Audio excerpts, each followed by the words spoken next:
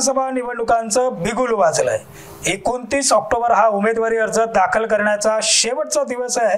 त्यामुळेच 28 ऑक्टोबरला सिंधुदुर्ग जिल्ह्यात उमेदवारी अर्ज दाखल करणाऱ्या नेत्यांची मांदियाळी पाहायला मिळणार आहे। देवगड, कणकवली, वैभववाडी विधानसभा मतदारसंघातून भारतीय जनता पार्टीकडून नितेश राणे, कुडाळ मालवण विधानसभा मतदारसंघातून शिवसेनेकडून निलेश राणे, सावंतवाडीतून अपक्ष उमेदवार विशाल परब, राजापूरमधून स्वायत्त कोकण समितीचे उमेदवार संजय यादवराव हे आपला उमेदवारी अर्ज दाखल करणार आहेत।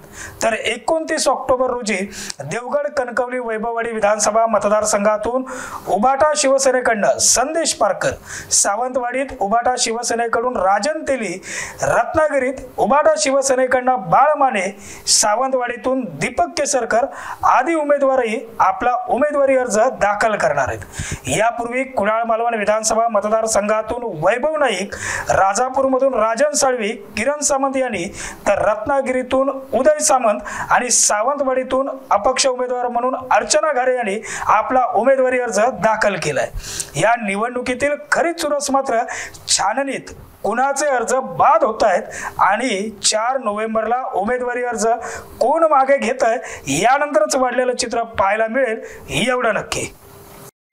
असे नवनवीन व्हिडिओ पाहण्यासाठी कोकणशाहीचं YouTube चॅनल सबस्क्राइब करा व बेल बटन प्रेस करा। तसेच फेसबुक पेज लाईक करा आणि इंस्टाग्राम पेज व ट्विटर पेजला फॉलो करायला विसरू नका।